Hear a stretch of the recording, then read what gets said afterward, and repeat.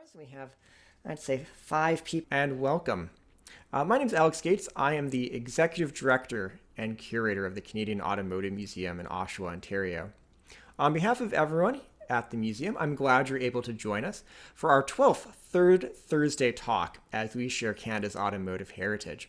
Today, it's our 1-year anniversary of our speaker series, and once again, we have more than 100 participants registered from across Canada, the United States, and beyond. I'm really glad to see many returning viewers as well as some new registrations this evening. A special shout out to our friends at the Vancouver Electric Vehicle Association and also to a number of our members who have watched, I think, almost all 12 of these talks. So David, Clark, Ted, Robert, and Dennis, thanks for watching all of our talks over the past year. As always, let me cover a few technical details before we start. We are using the Zoom webinar platform, so as a participant, you're able to see us and the presentation, but on your end, all of the cameras and sound are off. So you can sit back and relax for the next hour. Emily, our programming intern, is going to be monitoring the Q&A throughout the evening, and we're going to cover as many questions as possible following the presentation. If there's something we aren't able to get to, we can certainly follow up with you after the talk using the email address that you used to register. We are recording this talk, and it's going to be uploaded to our YouTube channel next week, and there's going to be a link available in our January e-newsletter. If you haven't signed up for our newsletter, I highly recommend it to stay on top of all of our upcoming events and news. Following this talk, you're going to receive a survey on this event as well. Your feedback is always appreciated. Our third Thursday Zoom series continues on January 20th, 2022, with Dr. Gretchen Soren speaking on her new book, Driving While Black, African American Travel and the Road to Civil Rights. Dr. Soren is the Director and Distinguished Professor of SUNY Oneonta, the Cooperstown Graduate Program. Along with its many accolades, Driving While Black received the Society of Automotive Historians Award of Distinction in 2021. Highly recommend the book, and it's available both in our gift shop as well as at your local public library or any online bookseller or local seller as well. For our January talk, we also have a special guest joining us to lead the Q&A. Cheryl Blackman, Interim General Manager of Economic Development and Culture for the City of Toronto, is joining us to help bring some Canadian perspective to the evening. Please note our January talk is going to be 90 minutes so that we have plenty of time for questions. I'm really excited about this talk, so I really hope you can join us. Dr. Soren is an absolutely phenomenal speaker and a museum professional. Finally, thank you to our title sponsor, Hagerty, and in particular, our regional rep, Mike Wilson, and everyone who made a donation to the museum as part of your registration. Over the past year, you've all contributed more than $5,000 to the Canadian Automotive Museum, which I really appreciate, since our on-site attendance has remained down this year more than 75% from pre-pandemic levels. And with that, we're not going to talk about COVID for the rest of the hour. So let me turn over the microphone as I have the pleasure to introduce our speaker this evening. Dumaresq de Pencier is a familiar face to those who have joined us for previous talks. He is an award-winning, like that, museum researcher, exhibit developer, and guide, and has had a lifelong interest in the history of vehicular technology. He is currently the Special Project Coordinator at the Canadian Automotive Museum, and he also works as a tour guide at the Canadian War Museum. In his spare time, he writes tabletop games and volunteers for the Ontario Regiment RCAC Tank Museum and Ottawa's Cold War Collection. He's joining us this evening from Ottawa, and he has a great talk on early electric cars. So, Dumaresq, I will turn it over to you. You've done these a few times before, so I think you know the routine. Thanks, Alex. It's great to be on the other end of the camera for once, as it were. So good evening, everybody. Welcome to this talk, which I have decided to call The Lead Acid Age, but now we're up to about 3 titles on it. So pick a title, doesn't really matter. What you're about to see tonight is sort of a prototype slash preview of our upcoming exhibit in cooperation with Digital Museums Canada, Wires to Wheels, Electric Vehicles in Canada and Beyond, which will be going live at the Digital Museum of Canada's website and on site at the Canadian Automotive Museum, hopefully in July-ish of 2022, all things considered. But we'll begin this talk with sort of a kind of an obvious question, namely, what actually is an electric car? It doesn't sound like much of a question, and it doesn't really have much of an answer because electric cars fundamentally are pretty simple things. They're a platform with wheels, battery or batteries, an engine that turns those wheels, and not a whole lot else. And that's a pretty simple sort of concept because it's been around for a really long time. The technology behind what we would now call an electric car has been in existence for going on more than 200 years at this point. And that's actually where we're going to start our talk tonight. We're going to dive back into sort of a brief timeline of electric history.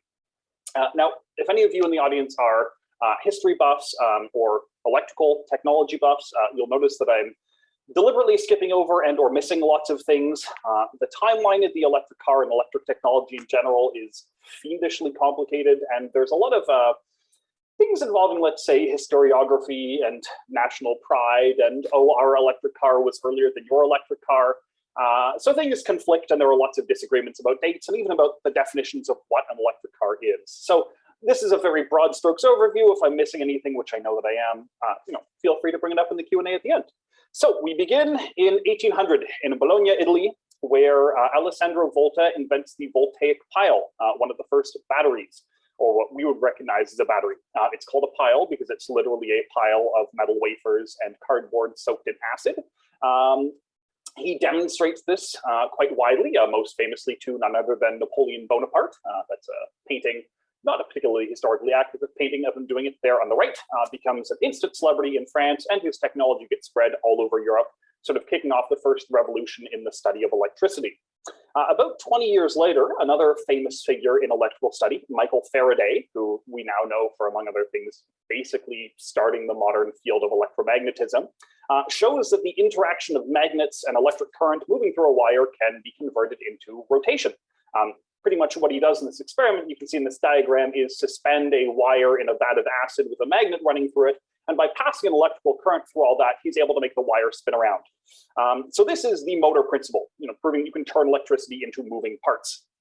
Only a few years later, in 1828, in Hungary, Ányos Jedlik, and I apologize to any Hungarian speakers in the audience, I am not pronouncing that right, is able to basically build a motor, sort of. He doesn't really appreciate what this is for or its practical advantages. He did attach it to a small wheeled cart, but didn't really publicize it or write about it, and only told people about it several years later. So while he does have the honor of having the first motor and the first wheeled electric vehicle, didn't tell anybody until it was far too late. Meanwhile, in the Netherlands, Sibrandus Strating of Groningen throws together a toy-sized electric car that works extremely well. Unfortunately, he dies of heart disease quite young, well before he can actually do anything with this invention.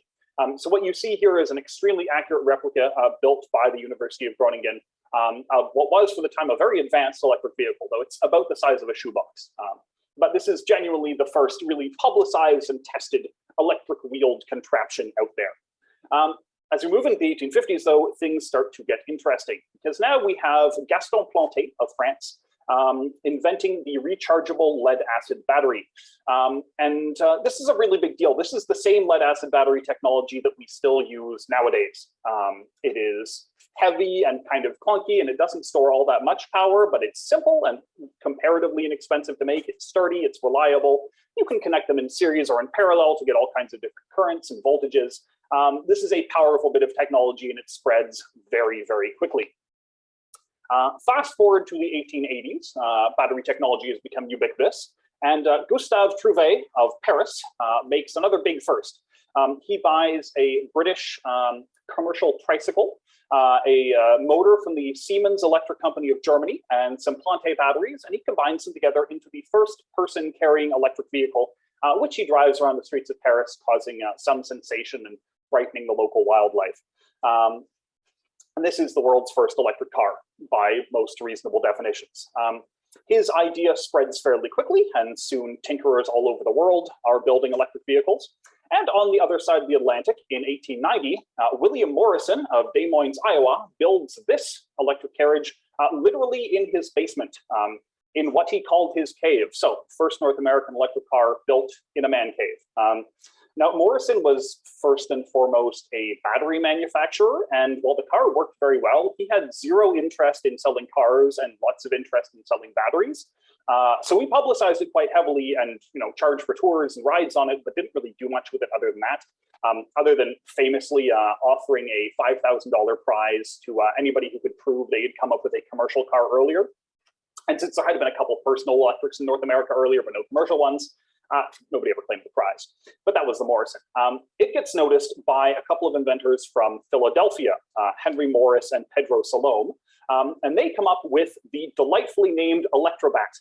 So here are two Electrobats in New York, circa 1899-ish. So this is well, they were streetcar designers by background, actually, and they basically take their streetcar setup, scale it down, and turn it into a two-seater electric car with a driver sitting in the back. And these are extremely popular and very effective as the North America's first electric streetcars. So they are puttering all over the place with a couple passengers in the front, protected by big folding doors to keep the mud and horse poop off. On a sort of interesting side grade to our electric timeline, in 1898, Ferdinand Porsche invents the hybrid. So this is his first hybrid, slightly different from modern hybrid vehicles, have a gasoline engine driving a generator that then powers motors that are actually built into the hubs of the wheels. And you can see on this vehicle, this is one from 1905. I just chose it because I really like the family portrait here. But you can see those big hub motors in the wheels. So electrics are pretty well established by the end of the 1890s. They're just kind of popping up all over the place. They're a pretty viable technology. And it's only natural that one should turn up in Canada. Incidentally, all of this is happening in parallel with the development of the internal combustion engine. The first electric car comes almost roughly the same time, actually, as the first internal combustion engine cars in Germany. So they're really sort of running in parallel with gas cars and to a much lesser degree with steam cars as well. But back to the Canadian story. This gentleman is Frederick J. Featherston Haw, patent lawyer who lived in Mimico, Ontario, outside of Toronto. He was quite wealthy, had a very successful business for decades, very much a tinkerer who was interested in modern technology. His mansion was actually one of the first homes in Canada with electric lights. He once also, as an interesting side note, built himself a personal airship. And if that's not a cool 1890s thing to do, I don't know what is. But he had a longtime client by the name of William Still, who came to him in 1892-ish with a new lightweight electric battery design and said, we could put this in a car. And Featherston Haw said, sign me up, let's do it. And he commissioned Still to build him a quiet, lightweight electric motor vehicle for commuter purposes, basically. So he got Still on board. He got the local Dixon Carriage Company at the corner of Bay and Temperance, if you're from Toronto, built it, and by all accounts was pretty heavily involved both in its design and construction. This was not like a throw money at the problem kind of thing. He actually helped build the car, and so it's usually named after him. But we need to talk briefly about the car itself and the guy who did most of the kind of behind-the-scenes stuff, and that is this gentleman on the left, William Still. So he was of British extraction, but in his own words, considered himself a Canadian, held patents for a huge range of steam and electrical generator technologies on both sides of the Atlantic, was quite successful. And he put together this vehicle that you can see on the right. It had 12 batteries driving a horsepower motor, good for about an hour of driving at 22 kilometers per hour. By all accounts, quite comfortable. Lots of pretty advanced features, full electric light setup, folding top, wire spoke pneumatic wheels, and this is at a time when most motor cars are using wooden carriage wheels, so this is a cushy ride. Whole car only weighs about 700 pounds, of which a third is batteries, which is pretty good, again, for the really heavy battery technology at the time. Featherston Haw goes on to demonstrate the vehicle at the 1893 Canadian National Exhibition with some success, brings an updated version back in 1906. And fun fact, the 1906 vehicle may be the first vehicle in North America, possibly on Earth, to be publicly demonstrated with a built-in windscreen. It was pretty ahead of the curve. Unfortunately, after that, the historical record of the Featherston Haw car kind of gets a little murky. It shows up at the 1912 Toronto Auto Show to help market Tate Electrics, and we'll talk more about those later, and then completely vanishes off the historical record. So that photo we have on the right is both the best photo we have of the car and the last photo we have of the car, unfortunately. If you're wondering what the signage on it says, it's interesting, a nice bit of historical context, and I'll break out my best old-timey voice for it. It reads, quote, "The first motor vehicle made and operated in Canada, built in 1893. This carriage was built for F.B. Featherstonhaugh in 1893 by John Dixon and equipped by the Still Motor Company, afterwards the Canadian Motor Company Limited, with motor and batteries made by W.J. Still. It was exhibited in the Toronto Exhibition in 1893 and created quite a sensation in front of the old grandstand on account of it being the first horseless vehicle made or operated in Canada. Incidentally, we know that it probably wasn't the first horseless vehicle made or operated in Canada, but that's a story for another day. So, William Still has made an electric car. Featherstonhaugh has exhibited it, it's popular, people are interested, and naturally Still capitalizes on the design. And he's helped by news in 1899 that for the first time ever, a human being has broken the 100-kilometer-per-hour barrier. And that human being is daredevil engineer Camille Janazzi of France, who breaks that barrier in an electric car called La Jamais Contente, the Never Satisfied. So electrics are in the news, everybody wants an electric car and Still has them. So he founds in 1897 Canadian Motor Syndicate. And at the 1898 Canadian National Exhibition displays a couple sort of one-off prototypes. He seems to have just kind of taken whatever ideas he had lying around that were ready to go and sort of thrown them out there. They exhibited like a three-wheeled delivery tricycle and what they called a passenger vehicle that was literally an electric wheelchair with two seats bolted onto the front. And nobody bought them, but the technology was obviously sound. So in 1899, he restructured the company into what he called Still Motor Company Limited.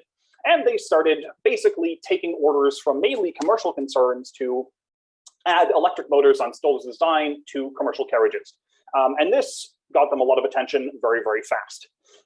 So SMC's new factory on Yonge Street was almost immediately like a hive of activity. They're one of the first factories in Toronto with their own dedicated telephone hookup.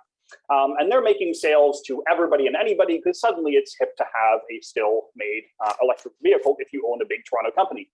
Their first major customers are their neighbors, Parker's Dye Works. So in this picture here, you can actually see that vehicle on the left is probably Canada's first electric truck. That's from 1903 after it had been in service for a few years, but Still made dozens of vehicles for Parker's and many, many other customers. So obvious question, why are commercial concerns so interested in electrics? Well, if you're doing lots of stop and start driving, lots of deliveries, for instance, electrics make a ton of sense. They're very efficient. You don't have to crank start them. You don't have to tie up your horse or feed it hay. And usually with commercial stuff, you're returning your cars to a central garage at the end of the day, which is a perfect natural spot to recharge the batteries. So you're saving on charging equipment, on wear and tear, and on maintenance. So long story short, commercial electrics are super popular at this time. Unfortunately, for Still Motor Company, while they're making lots of cars, they're custom making pretty much all of them. They don't really have models of their own. So they just don't have the capital to keep up with all this demand, and by 1900, they run out of money. Incidentally, as another sort of side note, this section of this sort of story, and a lot of this story is very heavily Toronto-centric, unfortunately. That's not to say there wasn't lots of electric car development going on Canada-wide, and especially in Montreal and Quebec. But the fact of the matter is we have the best records from Toronto, so we're going with what we know instead of what we don't know. So, just assume that just because I'm talking about sort of Southern Ontario doesn't mean there isn't lots of electrical development going on all over the place where people are driving cars. Anywho, Still's company is bought out by some investors from England, and they reorganize it as Canadian Motors Limited. Still remains chief engineer. It's a good deal for him, and he keeps making cars. But now with more of a focus on passenger vehicles. He develops a two-seater car called the Ivanhoe in the summer of 1899, and then sort of refines it for British export. It's shown off in England, actually wins several road trials in England, and gets a lot of interest. It becomes the first Canadian electric car that is exported and sold overseas. And CML, by all accounts, does very well for itself until about 1904, when they just kind of fold up for reasons that are unclear. We're not sure why this happened. They had a popular car that worked. The market was still wide open for electrics, but they just kind of peter out to nothing. And we haven't been able to find good sources on why that is, unfortunately. Food for more research. But here we have some examples of, well, cars either built by or inspired by CML. On the left, that is Dr. Jenny Gray Wildman, co-founder of the Women's College Hospital in Toronto, one of Canada's prominent early female doctors, in what we think is a Still Ivanhoe. We're not 100% sure. On the right is Mr. Thomas Russell of Canada Cycle and Motor. They were actually a bike company that bought out Still's factory after its sort of British owners had folded. And they used a lot of his equipment, a lot of his concepts to build their own electric car inspired by an American design or based on an American design by a guy by the name of H.P. Maxim that they also called the Ivanhoe, presumably because it was good advertising. So that is T.A. Russell sitting in a CCM Ivanhoe. And incidentally, T.A. Russell went on to found the Russell Motor Car Company, which is one of Canada's early gas manufacturers. But again, different story for a different time. So as you may have noticed, lots of people are buying electric cars. Lots of people are buying electric cars everywhere at this time. So why is that? The answer to that is complicated. There are a lot of different reasons, and they apply to different people in different ways. First and foremost is fashion. Electricity is stylish at the time. Electric lights and telephones and radios and phonographs are all pretty new inventions, having been sort of invented in the past 20, 30 years at this point. They're fresh, they're hip, they're exciting. Inventors are in the news making all kinds of new, cool technological toys. And lots of cities have well-established electric streetcars. So electric cars are seen as sort of a natural extension of this. On the subject of hygiene, well, more important than you think, we're not talking air pollution, we're talking butt pollution. Vast majority of cities are powered by horse-drawn carriages, and horses poop all over the place. So if you're given the choice between a clean electric car and stepping off the curb into inch-deep puddles of manure, the choice becomes fairly elementary. Plus, unlike steam or gasoline cars, they don't make soot or smoke.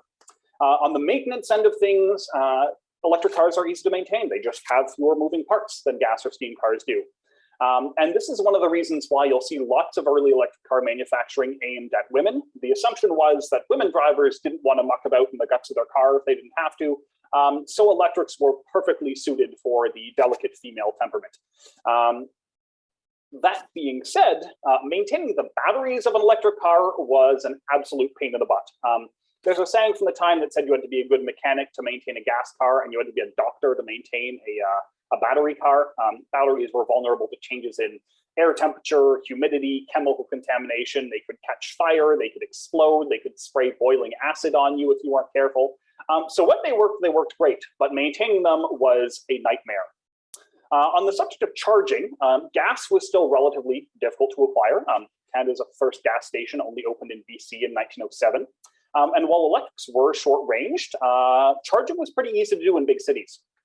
Plus, current electricity was usually cheaper than gas anyway, so added bonus. When you're actually trying to start your car, well, electrics didn't need to be crank started. Back in the day, you had to physically turn over a gasoline motor to get it going. And if you weren't careful, if you were lucky, you would get a nasty bruise in the hand. If you were unlucky, you could dislocate your shoulder, break your arm, or get your face shattered, which happened frequently. We'll talk more on that later.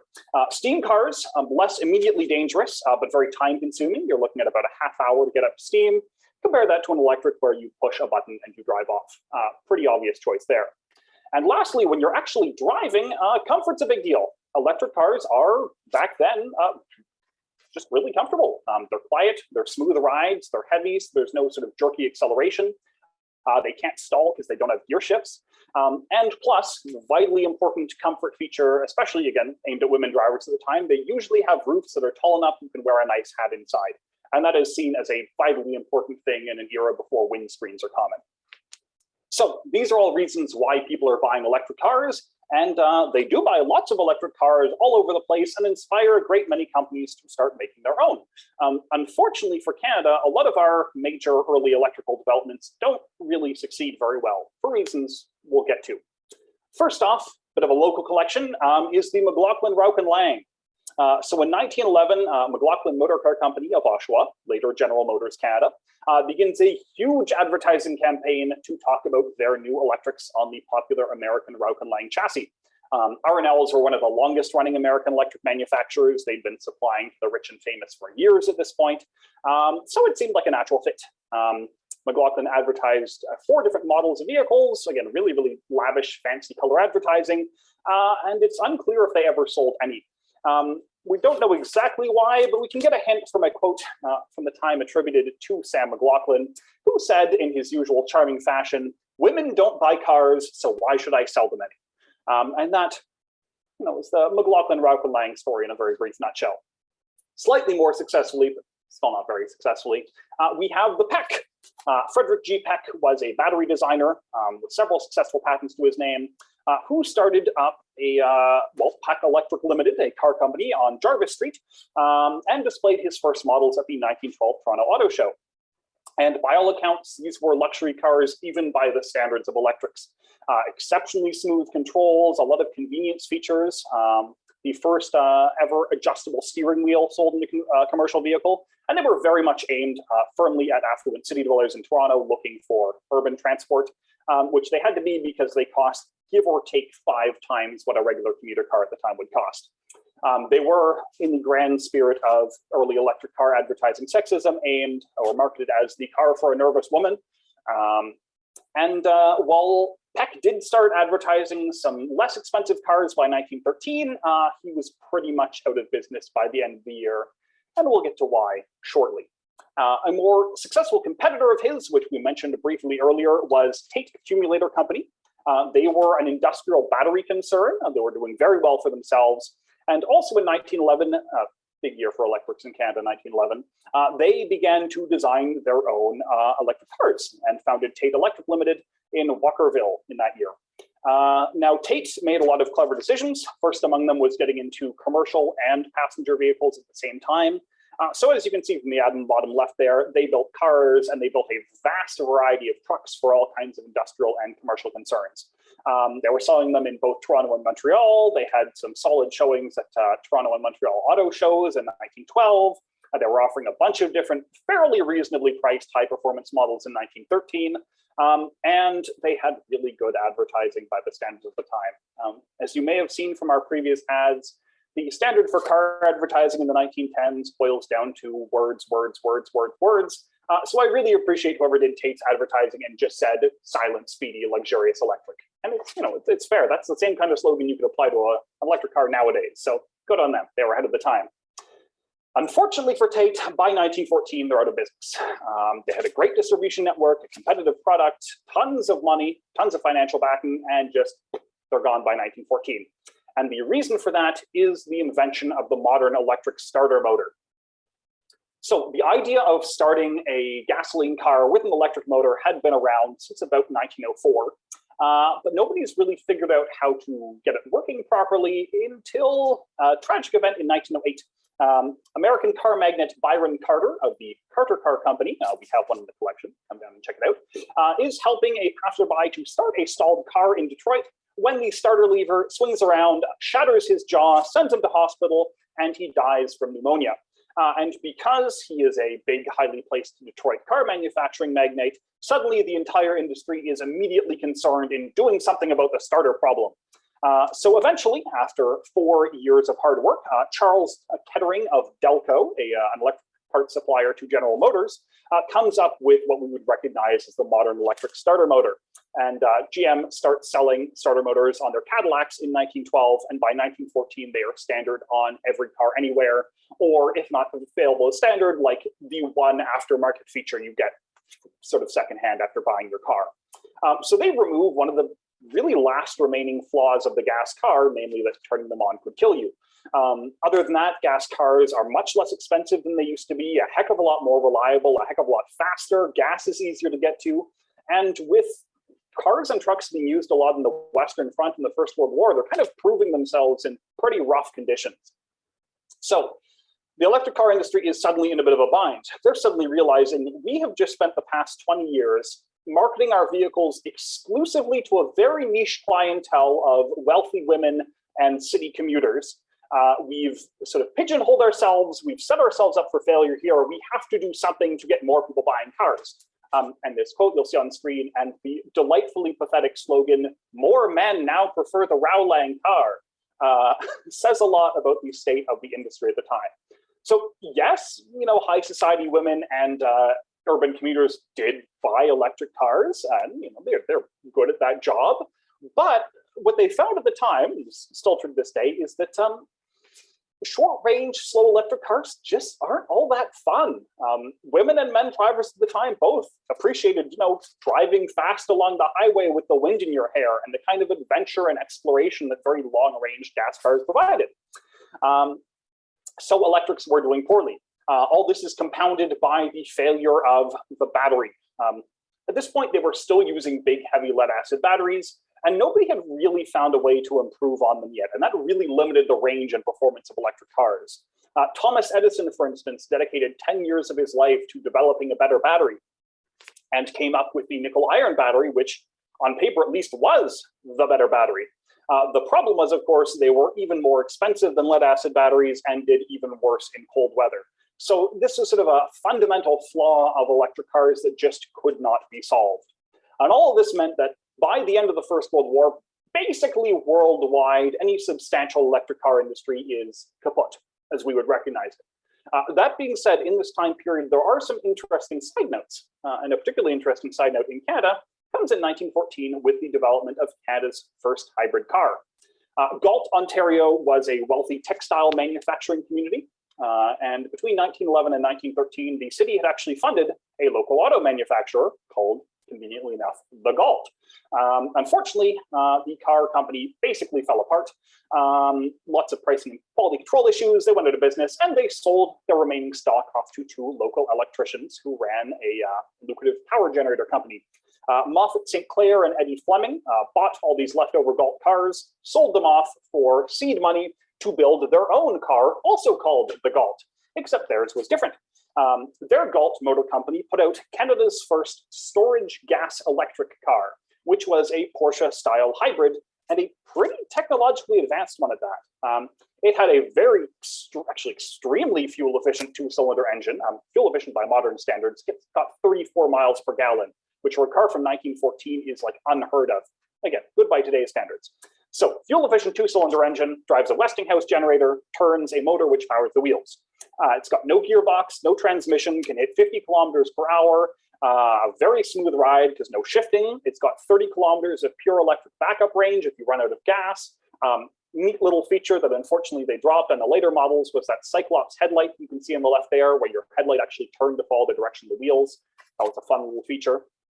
So by all accounts, pretty great car, except that the town of Galt was sick and tired of car production. They weren't willing to fund the construction of any more, and the car was fiendishly complicated and really, really expensive. Moffat and St. Clair St. Clair and Fleming were building these by hand. So they managed a grand total of two of them, one of which got destroyed in a crash, and that was about it for the Galt. Fleming dropped out of the project entirely, but St. Clair actually kept using the Galt as his family's car for almost 20 years.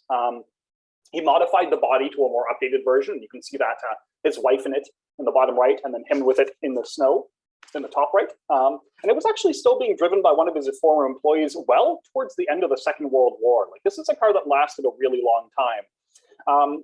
It went through sort of a lot of different design updates, several different private collectors. Nobody ever really sold it to investors like St. Clair had hoped. And eventually ended up in the collection of the Canadian Automotive Museum, where you can come and see it today. It just got in a couple weeks ago. It's a pretty neat vehicle. But that was pretty much the beginning and end of Canada's independent hybrid electric car business. It was one vehicle that got used a lot, but didn't have much of an impact. So, as mentioned, worldwide, gas cars are, pretty much dominating at this point. Electrics are still around, but not nearly as much as they used to be. Lots of people are still using older electrics. Again, because of their simplicity, they tend to age fairly well. And while companies in the United States like Detroit Electric and Baker Rauch and Lang keep making limited runs of cars up to the 1930s, they're really the exceptions, not the rule. Few European cities hold on to their electric taxi cabs, but for the most part, electrics have been relegated to what you see there at the bottom right. That is a 1930s era electric platform truck, a close cousin to the electric milk truck or the electric street sweeper, the electric mine vehicle, and the electric forklift. This is really what the electric car industry becomes after the dominance of the gasoline motor car. The battery industry, on the other hand, is doing great because every car with an electric starter needs a starter battery. Unfortunately, starter batteries don't need to be particularly high capacity, so there's not much incentive to innovate or improve on these vehicles. So one of the last sort of major electric vehicle developments that we really see in the 1930s, and it's, again, no real impact worldwide, but an interesting little side note in this time period, actually comes from, of all places, the Spanish Civil War. So after the end of the Spanish Civil War, which had devastated Spain for much of the latter half of the 1930s, gasoline was pretty hard to come by.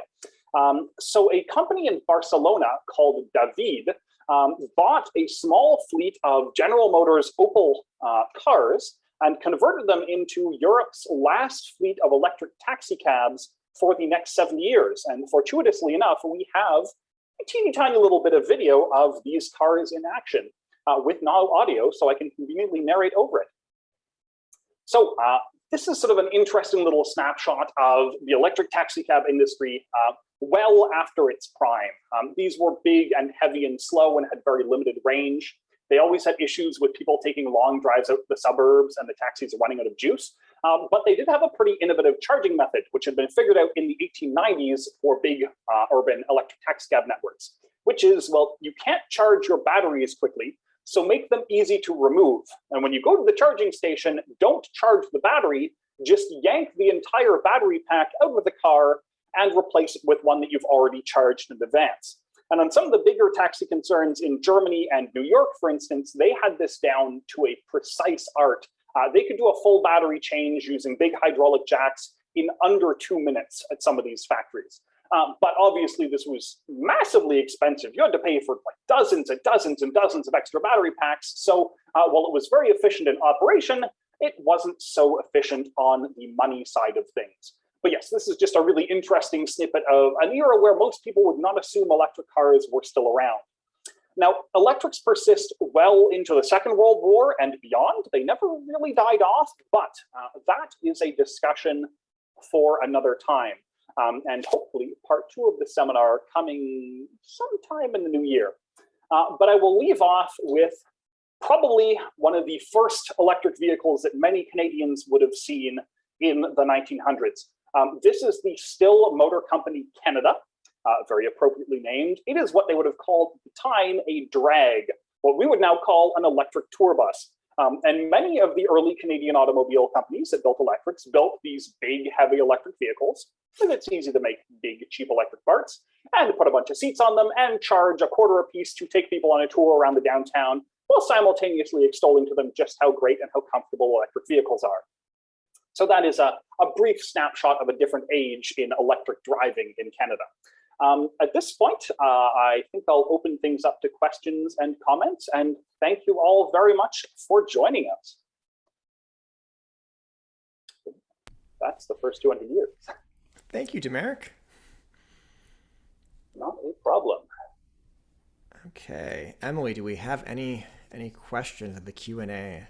We do. So can we start off by talking about what the lifetime of early lead and acid batteries would be?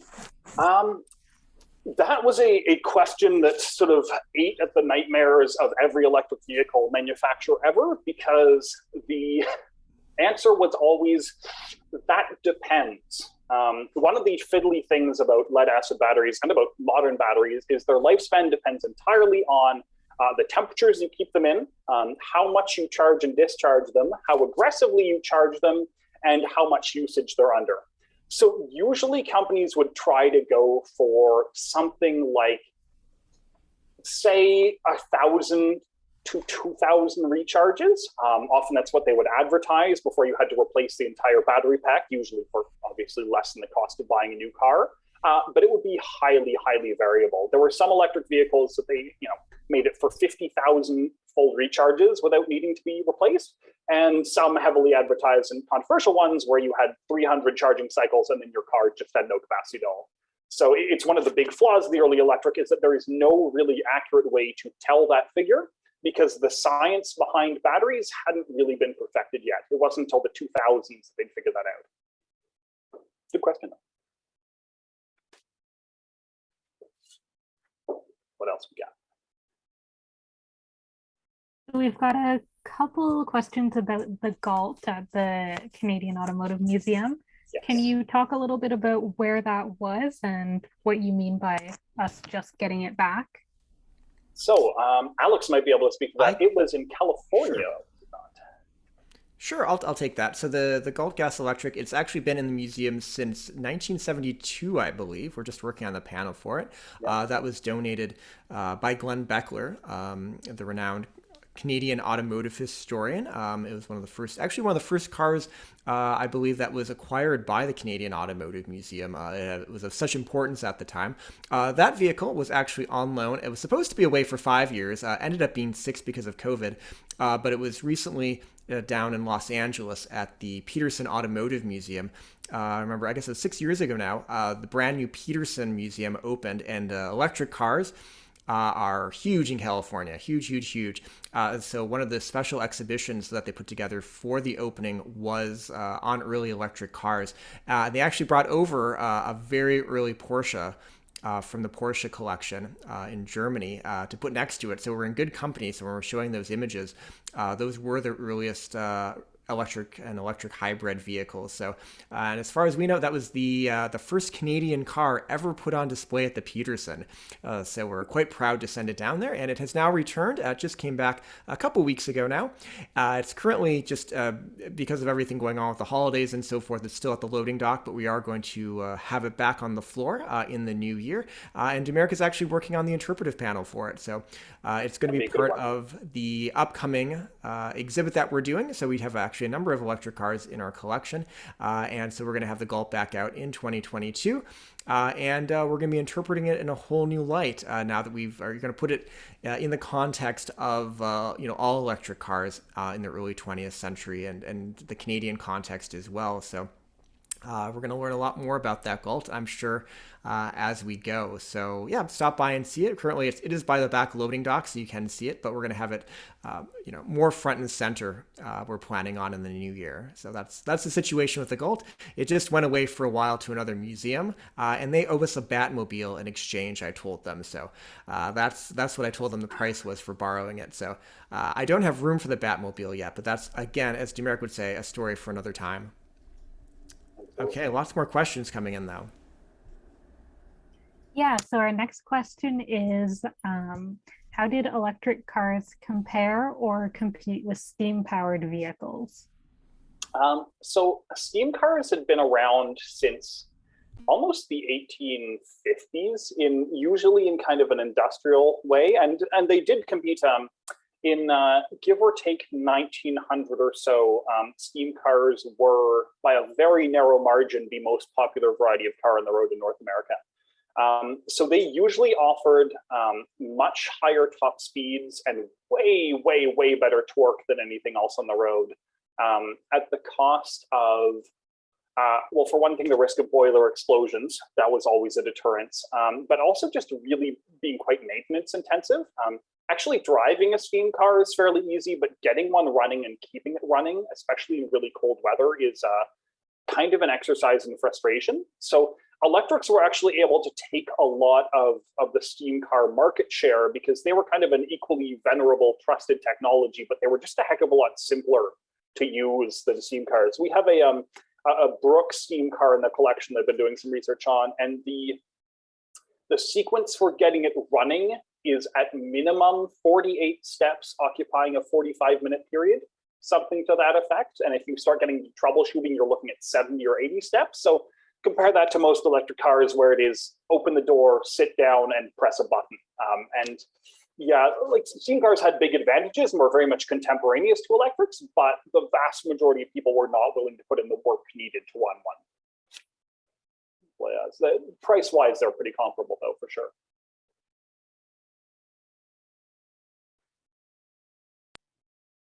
We also have a question about dry cell batteries. So were those relevant to electric cars? They were, though, come to think of it, in my research, the default assumption seems to have been lead acids. There was a lot of experimentation with more exotic dry cells in sort of the later electric car period, when gas cars were starting to become more and more popular, and the electric manufacturers were looking for something to even things out. That's what led Edison to make the nickel irons. But again, because the understanding of the chemistry was so rough at the time, a lot of the time they were kind of improvising with these batteries and just sort of trial and error putting things together. There wasn't really the chemical and physics knowledge in place to be able to sit down and say, okay, on paper, how can we make a better battery? It was like, we have these dry cells, let's see if they work or not. And as I understand it, generally speaking, whatever advantages dry cell batteries brought were not enough to outweigh the simplicity and reliability that lead acids provided by comparison. You could do in parallel with this exhibit an entire history of just the car battery, and oh boy, it would be 5 times as long. There's a lot going on with car batteries.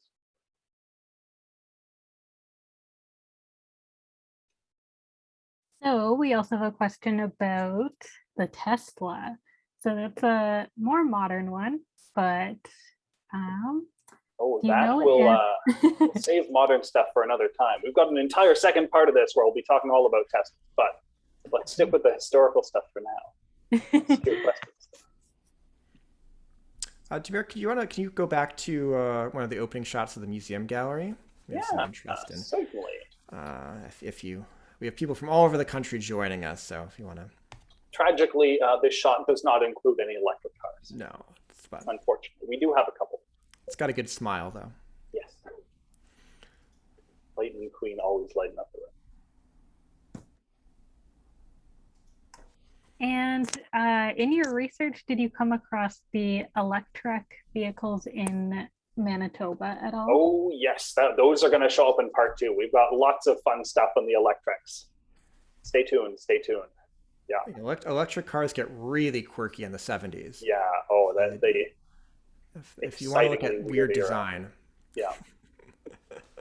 But if anyone has any information on any electric cars from any period, particularly here in Canada, do shoot us an email. We are still, as you mentioned, still putting together this exhibition. We've done a rough draft of the text, but we know there are some quirky electric cars in museums and private collections across the country, where we're contacted on a regular basis, by people that have these. I think, there were many people saved them because they were the car of the future.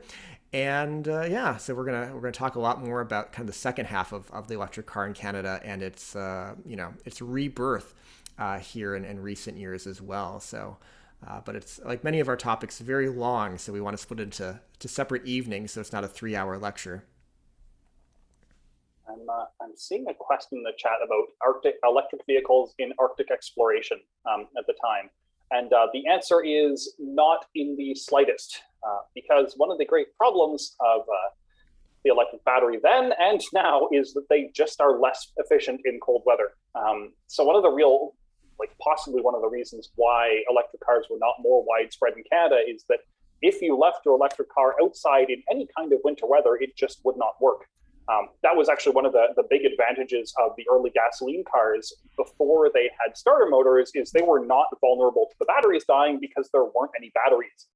So you could leave an early, say, Model T Ford out in below freezing weather and have a decent chance of starting it back up if you're willing to crank it hard enough. Compare that to, a Tate or a Peck. Its batteries were going to die pretty much guaranteed, and they usually didn't have any provisions for onboard heat in the same way that a gasoline car would have had. So electrics in winter at the time and nowadays, very much complicated issue, shall we say. Also a question about Zen electrics, again, for our second part. Oh, they'll come up. So, everyone's name dropping obscure electric cars from the last 50 years. I love it.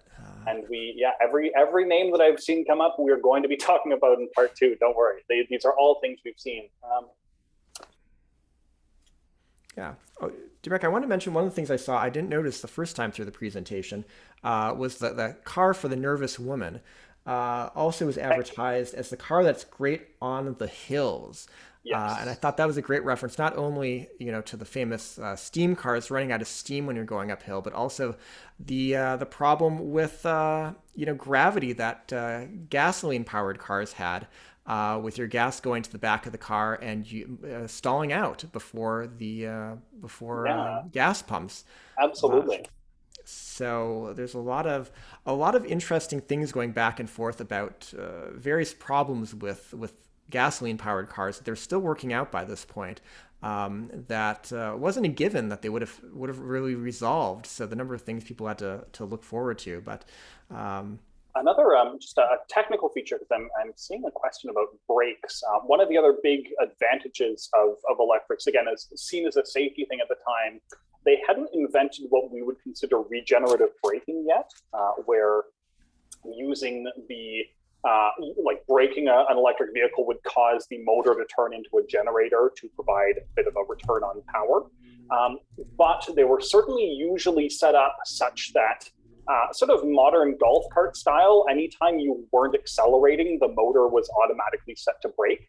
And you get lots of electrics that, early electrics especially, that don't have brakes at all and just use the weight of the motors and the coils to slow down. And that is presented as a very much a safety feature. Is like, driving this thing is so simple a child could do it, because this is an era before driver's licenses and children often are driving these cars.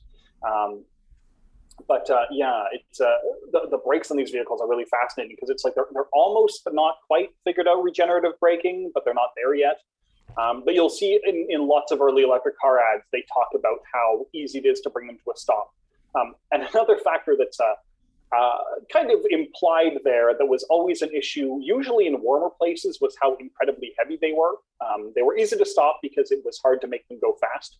Let's just say that. And some of their better performance on, for instance, deep snow and cold was also because they weighed 3 or 4 times more than contemporary gasoline cars, and would thus pretty much guarantee good traction if your tires held out, which was a big if on some car models.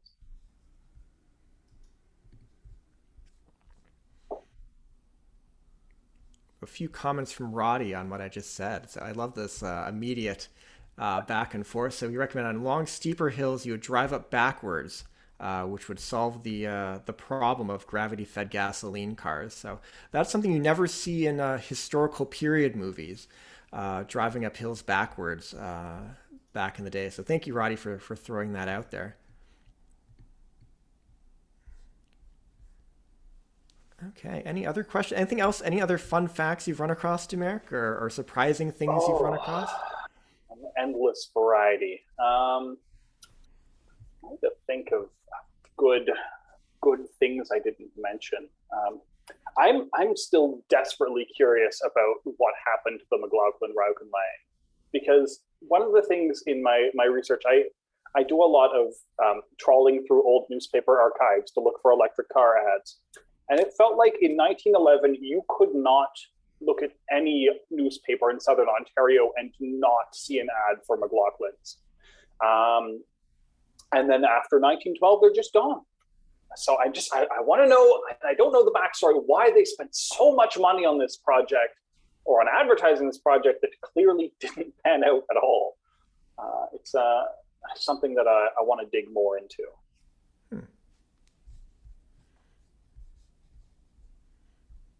Interesting. So that was sort of the peak of the early electric car here in Canada then. 1911 is when everything happens all at once. And then by 1914, it's all gone. I'm seeing a question about headlights, taillights, brake lights, and turn signals. Usually ran off the central battery. Good question. Step down with various converters and things. If you had them, this was still at a time where, for instance, you could get electric cars with gas lights on them, and where things like taillights, brake lights, and turn signals were either optional or extra cost features. So they tended to have a more sort of unified electrical system than most gasoline cars did, but it depended entirely on how much you were willing to pay for them. And again, you'll see on lots, look at the McLaughlin on the slide right now, it has no rear lights of any kind.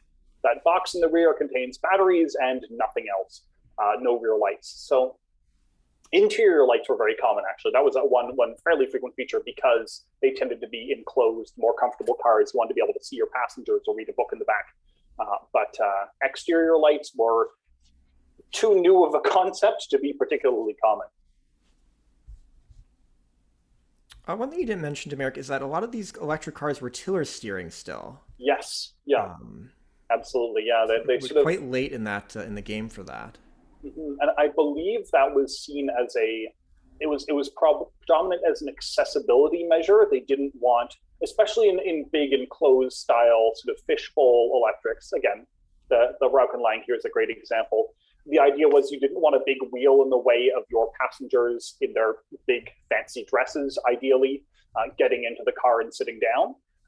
So tillers could be more easily folded out of the way or swung back. A very sort of common extra feature you find a lot of these old cars, it's really only on electrics, is the idea of tillers that can be passed over to the back seat and then front seats that reverse. So you can have the driver sitting in the back, passengers sitting in the front facing the driver, so the driver can maintain a conversation with the passengers while still looking at the road, which is the most 1900s car feature I can think of. But I believe tillers stuck around simply because it was assumed that women were uncomfortable using a steering wheel, pretty much. Seeing a great question from Maureen about where did people charge their electric cars? That was another big question for auto manufacturers at the time. If you were wealthy and could afford it, you paid a big central garage to do the charging for you, because they would usually throw in tire maintenance and, above all, battery maintenance too. You could usually get a home charging station if your house had a power hookup, or get a power hookup and a home charging station if the car company had a deal with the electric company. The problem was, as mentioned, often getting those installed would be as expensive as the car itself and prone to causing things like house fires. So the vast majority of electric car owners would take advantage of sort of the economies of scale provided by a subscription to a big local garage, where you could send a runner ahead or give them a phone call and say, bring me my car at such and such time, and it would show up fully charged, and then you could leave it and have them take it back and recharge it. But yeah, the logistics of where people charge their cars was a huge issue that lots of the early car companies devoted vast resources to managing. Especially in Germany, I think a lot of the early car companies spent the majority of their income not on cars, but on garages for the cars they already have, to make sure that charging was accessible and affordable. Great. So thank you, Demeric. It looks like we're right up getting here to 8 o'clock. The final question is again on when are we going to continue this? Everyone's getting lots of comments here that everyone wants to continue into part 2 or 3, however many parts we need to do.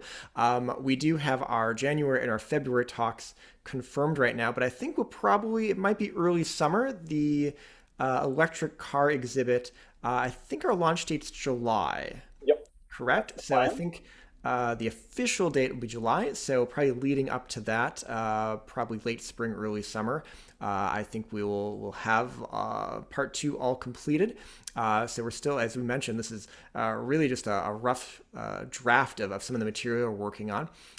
So it's going to be similar to our Oshawa's automotive exhibit that came out 2 years ago. So there will be a fully bilingual exhibition available through Digital Museums Canada, and we'll also have a version on site. And we're going to, it looks like 2022, we're going to do a lot more online content. So we're still in this mode. Anything you'd like to end with, Demeric? Stay tuned. Lots more to come.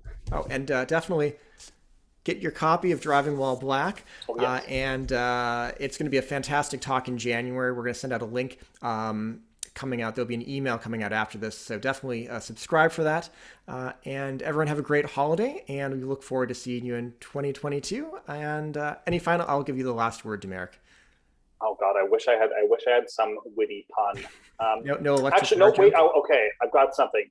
I will end with a poem entitled Automobilia from 1905, a limerick actually, which goes something like this. An inventive electrical eel built himself an automobile. It needs no steam. Without gas it's supreme, for he attaches his tail to the wheel. Well, that is certainly a way to end a Zoom talk. So thank you so much, everyone. I appreciate all your questions, and we will see you in January. And happy holidays.